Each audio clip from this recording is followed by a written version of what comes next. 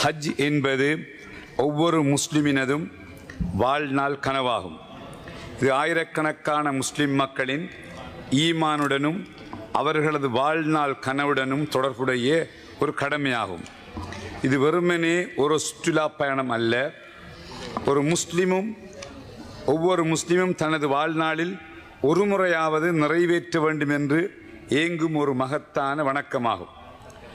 பல ஆண்டுகள் உழைத்து சேமித்த பணத்தையும் எண்ணற்ற தியாகங்களையும் அர்ப்பணித்து அல்லாஹ்வின் விருந்தினராக புனித ஹஜ்ஜை நிறைவேற்றுவதற்காக முஸ்லீம்கள் பயணிக்கின்றனர். ஹஜ்ஜின் நாட்கள் என்பது இறைவனை நினைத்து வணக்கங்களிலும் பிரார்த்தனைகளிலும் பாவ மன்னிப்பு தேடுவதிலும் கழிக்கப்பட வேண்டிய ஒரு அரிய தருணங்களாகும். ஆனால் துரதிர்ஷ்டவசமாக இந்த ஆண்டு பல ஹாஜிகள் தங்களது நேரத்தை வணக்கங்களிலும் பிரார்த்தனைகளிலும் செலவிடுவதற்கு பதிலாக அடிப்படை வசதிகள், உணவு, தங்குமிடம், கழிப்பிடம் மற்றும் நிர்வாக குறைபாடுகள் தொடர்பான பிரச்சனைகளில் வீணடிக்க நேரிட்டதாக வேதனையுடன் தெரிவிக்கின்றனர். விமான நிலையத்தில் வைத்து வந்து இறங்கியவுடன் இது தொடர்பாக பல ஹாஜிகளுடைய நேரடி இதுகளை நாங்கள் பார்த்தோம். எனவே ஹாஜிகளின் நலனும் அவர்களுக்காக மேற்கொள்ளப்படும் ஏற்பாடுகளும் மிகுந்த பொறுப்புடனும் வெளிப்படை தன்மையுடனும் கையாளப்பட வேண்டிய ஒரு அமானிதமாகும். கடந்த ஆண்டு கௌரவ அமைச்சர் அவர்கள் மிகச்சிறப்பான முறையிலே எந்த ஒரு முறைப்பாடும் இல்லாமல் அந்த பணியை அமைச்சர்கள் செய்து முடித்தார்கள். 2026ஆம் ஆண்டுக்கான ஹஜ் ஏற்பாடுகளில் பல்வேறுபட்ட முரண்பாடுகள் மற்றும் நிர்வாக குறைபாடுகள் வெளிப்பட்டுள்ளன.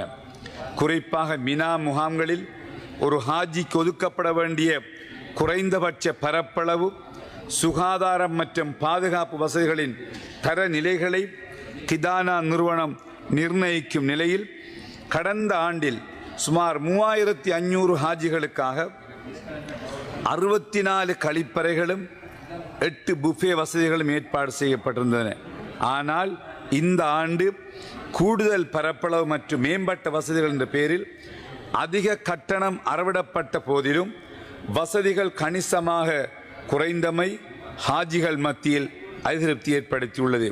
கௌரவ சபாநாயகர் அவர்களே, மேலும் மினா முகாம் தெரிவு, சேவை வழங்குனர் நிறுவனத்தின் தெரிவு மற்றும் அதற்கான ஒப்பந்தங்கள் தொடர்பில் போதிய வெளிப்படைத்தன்மை காணப்படவில்லை. அனுபவமிக்க ஹஜ் முகவர்கள் வழங்கிய ஆலோசனைகள் உரிய முறையில் கவனத்தில் கொள்ளப்படாமல் அவசர முடிவுகளுக்கு எடுக்கப்பட்டதாக குற்றச்சாட்டுகள் முன்வைக்கப்படுகின்றன.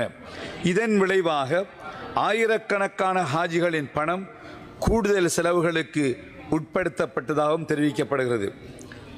ஹஜ் நிதி முகாமைத்துவம், நுசுக் வேலட்களுக்கான நிதி அனுப்பல், வங்கி நடவடிக்கைகள் மற்றும் அதனுடன் தொடர்புடைய மேலதிக கட்டணங்கள் குறித்தும் முஸ்லிம் சமூகத்தில் பாரிய கவலை நிலவுகிறது. ஹாஜிகள் மினாவில், அரஃபாவில், முஸ்தலிஃபாவில் அல்லாஹ்வை நினைத்து கண்ணீர் வடித்து பிரார்த்திக்க வேண்டிய நேரங்களில் தண்ணீர், உணவு, கழிப்பறை மற்றும் தங்குமிட வசதிகளை தேடி அலைந்ததாக நாங்கள் அறிகின்றோம். எனவே ஹாஜிகள் அல்லாஹ்வினுடைய விருந்தினர்கள் என்ற உணர்வுடன் அவர்களுக்காக செலவிடப்படும் ஒவ்வொரு ரூபாயும், எடுக்கப்படும் ஒவ்வொரு தீர்மானமும் அமானித உணர்வோடும் பொறுப்புணர்வோடும் கையாளப்பட வேண்டும் என்பதை இச்சபையின் கவனத்துக்கு நான் கொண்டு வர விரும்புகின்றேன். இந்த சவுதி அரேபிய அரசாங்கமும் சவுதி மன்னர் Malik Salman bin Abdul Aziz Al Saud, crown prince Mohammed bin Salman, his excellency ambassador Khalid bin Hamoud Al Qahtani போன்றவர்கள் இந்த வசதிகளை மேற்கொள்ளில் அதிக கவனம் செலுத்துகிறார்கள். கௌரவ சபாநாயகர் அவர்களே, 2026 இந்த ஆண்டுக்கான ஹஜ் ஏற்பாடுகள் தொடர்பில் முன்வைக்கப்பட்டுள்ள அனைத்து குற்றச்சாட்டுகள், நிர்வாக தவறுகள் மற்றும் நிதி முரண்பாடுகள் குறித்து சுயாதீனமான விசாரணை ஒன்றை மேற்கொள்வதற்கும் எதிர்காலத்தில் இவ்வாறான பிரச்சனைகள் மீண்டும் ஏற்படாத வகையில் அனுபவமிக்க விசேட குழுவொன்றை நியமித்து ஹாஜிகளின் நலன் சார்ந்த விடயங்களை முழுமையாக மீளாய்வு செய்ய தங்களது அமைச்சு மூலம் உரிய நடவடிக்கைகள் மேற்கொள்வதற்கும் ஆவண செய்யுமாறு உயரிய சபையிலே தங்களுடன் வினயமாக கேட்டுக்கொள்கின்றேன். கௌரவ அமைச்சர், கௌரவ சபாநாயகர் அவர்களே, கௌரவ பௌத்த விவகார அமைச்சர் அவர்களே, உங்கள் மீது எங்களுக்கு நிறைந்த நம்பிக்கை இருக்கிறது. மிகச் சிறப்பான சேவை நீங்கள் செய்து வருகிறீர்கள். இந்த முஸ்லிம் கலாச்சார அமைச்சினுடைய பல நீண்டகால பிரச்சனைகளை உங்களுடைய தலைமையிலே தீர்த்து வைக்க முடியும் நம்பிக்கை எங்களுக்கு இருக்கிறது.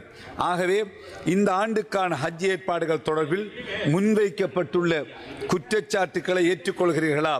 அது குறித்து சுயாதீனமான ஒரு இண்டிபெண்டன்ட் இன்குவாரி கமிஷன் ஒன்றை மேற்கொள்வதற்கு நீங்கள் நடவடிக்கை எடுப்பீர்களா? எதிர்காலத்தில் இவ்வாறான பிரச்சனைகள் மீண்டும் ஏற்படாத வகையில் மேற்கொள்வதற்கு நடவடிக்கைகள் என்ன?